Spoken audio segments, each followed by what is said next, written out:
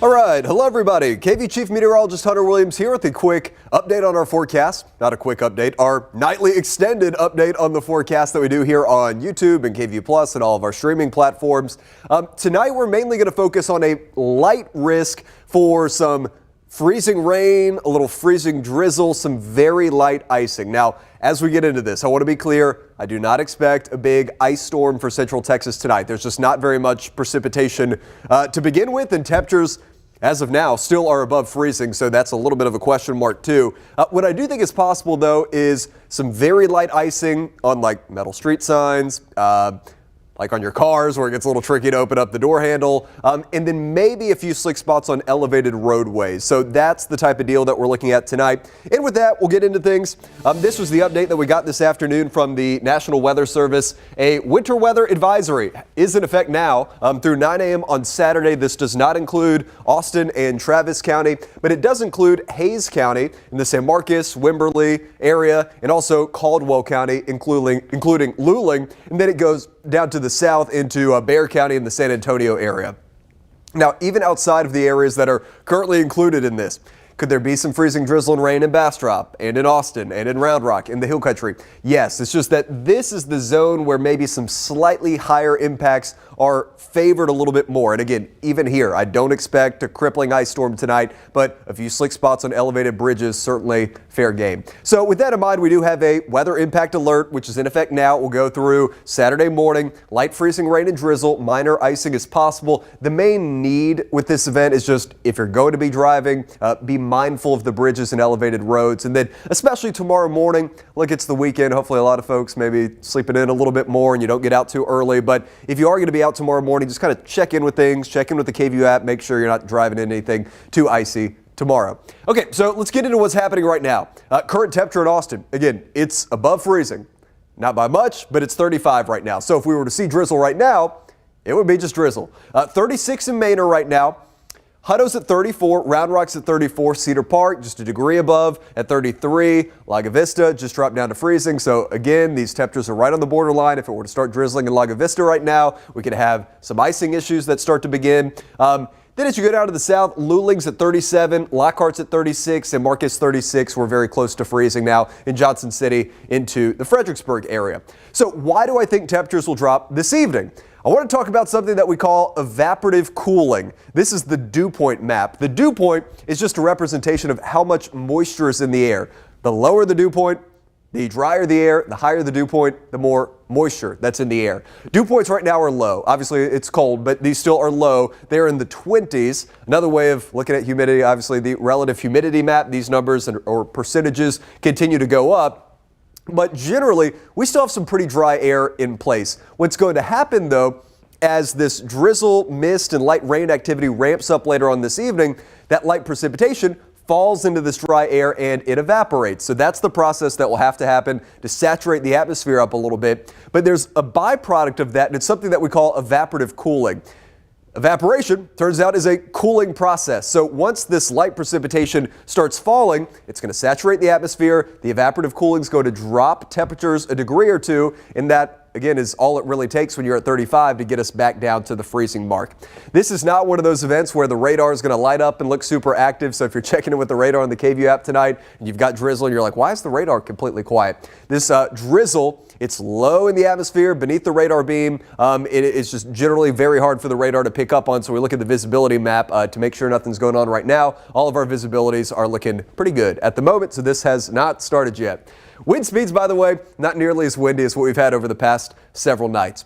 All right, so I talked about evaporative cooling and all that. The reason we have precipitation to begin with, there's a coastal low developing down off the South Texas coast, so some rain over the Brownsville area. Then you start to see stuff like this.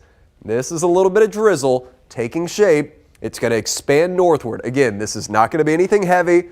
Drizzle, light rain showers, stuff like that. Now let's zoom in. So what I've done here, not all of this is reaching the ground. I've ramped up the sensitivity on the radar like to the max, just so you can pick up like everything that's going on out there. This stuff is not reaching the ground yet here in our KVU area. This stuff down on the east side of San Antonio, we're getting some light drizzle reports now. So I think this stuff is starting to saturate the atmosphere a little bit, and maybe some of this is reaching the ground, but You see the way this lifts up to the north, and again, we'll have that same process play out here in central Texas, where at first a lot of this is evaporating, then the atmosphere saturates, so you get evaporative cooling, temperatures drop, and then maybe we get some steadier drizzle or even rain showers that come in overnight tonight. All right, so here's the updated model data. This is our graph model. It did very well with our winter weather event back in January with the snow and grapple that we had.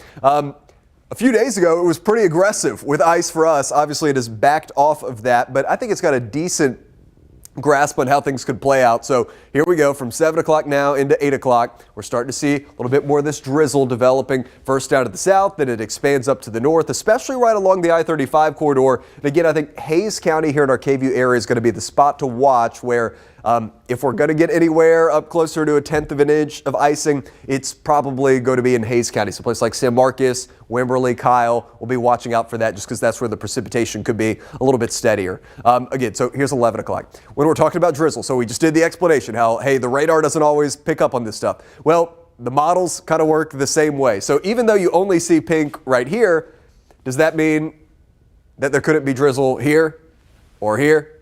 Or here? No. I think the model's going to struggle to pick up on this, but I really do think we're going to get at least some light drizzle that starts to develop as we get later into this evening. And then as we go to the overnight, as some more moisture works in, again, maybe a few steadier showers, but generally this is not super widespread. My precipitation chance tonight is only like 40%, and it's not super heavy. Here's 6 a.m., maybe some freezing drizzle. And as we talk about this, maybe a couple sleet pellets too. So like you're looking at this LaGrange 33, that'd be above freezing. So obviously you wouldn't have freezing rain at that point if the temperature is just above freezing, but mainly freezing rain and drizzle, maybe a few sleet pellets in there. And even into 8, 9, 10 o'clock, we'll have to keep an eye on things. Travis County into Hays County and Caldwell County. Again, it's just, this is a forecast where a degree or two is going to matter. If we're 34, things should be in pretty good shape. Maybe there's like a little bit of sleet or something, but we'll keep an eye on things through about 10. Then as we get into lunchtime and beyond, there's still going to be rain around. It's going to be damp. Certainly not a good day to be out and about doing anything outdoors, but temperatures would be in the upper 30s, low 40s, so that would not cause any issues with icing at that point. And that will be it. We're still going to be chilly as we go into the overnight. Here's Sunday morning, some clouds. As we get into Sunday afternoon, this cloud cover is going to be stubborn, so I think Sunday we've actually dropped the high. I think we're probably going to stay in the 50s at Austin, but maybe some western portions of the hill country get sunshine a little bit earlier and warm up as early as Sunday. If you don't warm up Sunday, we do have much warmer weather starting on Monday and then especially Tuesday and Wednesday of next week. All right, ice accumulation map. Again, this is our graph model. I think this is relatively reasonable. Ice accumulations, if you see anything, probably going to be a couple hundredths of an inch, if that. So as soon as you get into this darker pinks, that'd be like 1/10 of an inch plus.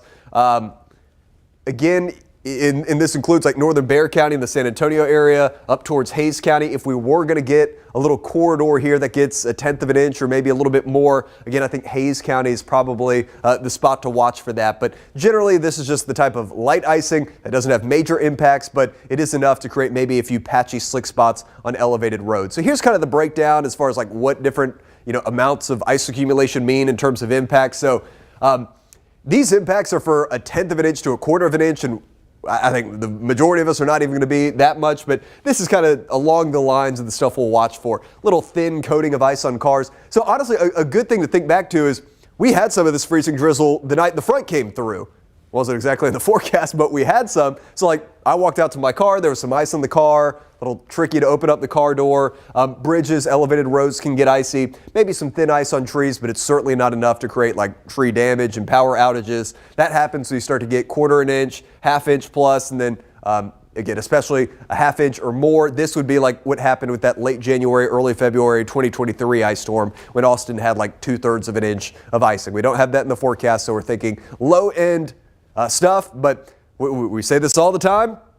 It takes one patch of ice in the wrong spot to ruin your night or to ruin your morning or to ruin your day. And I just want everybody to be aware of that. So if you're going to be driving through this evening, through tomorrow morning, and temperatures are below freezing, just be careful when you drive on any of those elevated roads.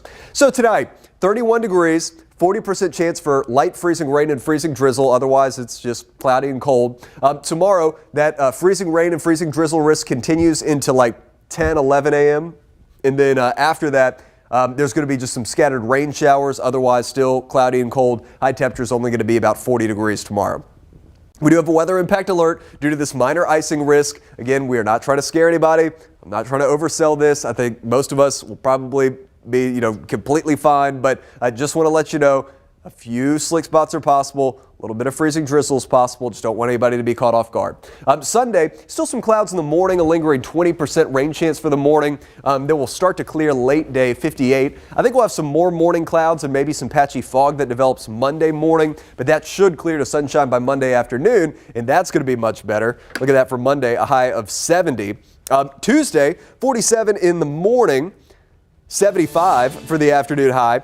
Wednesday, 78 degrees, and then we're going to have a very weak front that comes in right around Wednesday of next week. So we're 78 ahead of that. Front comes through. We'll drop down to the low 70s for afternoon highs Thursday into Friday. But I think next week, generally, the weather's looking much quieter, much calmer, much warmer. That is just all right with me. Real quick, wanted to do a little explainer here, the different types of winter precipitation. I know freezing rain can be just a little bit confusing. So obviously here's how rain happens even during the winter. Up cold in the sky, we've got a snowflake, and then it melts as it moves into the warmer air down closer to where we live. For freezing rain to happen, so this is the setup that we have tonight, you still have that column of warm air aloft, but you have shallow cold air really close to ground level. So it doesn't go up very high in the sky, but shallow cold air. So the liquid rain falls into that very thin cold air layer and it freezes on contact. So that's freezing rain.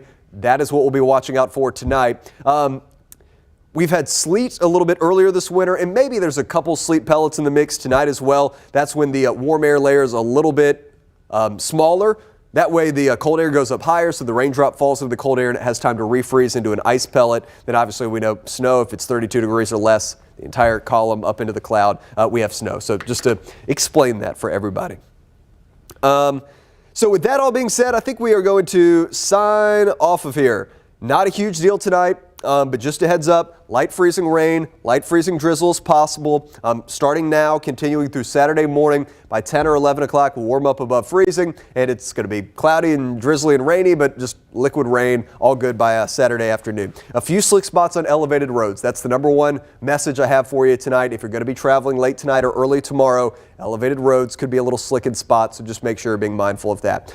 So the game plan for the rest of tonight, radar is not active at all right now. We don't have very much going on. Obviously, I'm here. As soon as we start to get, some drizzle and light freezing rain developing, assuming that happens, we will start our normal, continuous live stream updates here on KVU Plus and on YouTube and all of our streaming platforms. So once that gets going, we will have streaming content for you. Otherwise, our newscast starts as normal at 10 o'clock, which is about 3 hours from now. If you want updates in the meantime, I'm going to be posting on social media, obviously, so you can follow me wherever you'd like. Search my name, Hunter Williams, or Hunt_WX, Facebook, Twitter, and Instagram. I'll be posting updates through the evening there. And again, as soon as things start to kick off a little bit, we will do our normal live streaming here on KVU Plus and all of our streaming platforms. So with that, y'all have a good night. We will keep the updates coming, and we'll see you for KVU News tonight at 10 o'clock.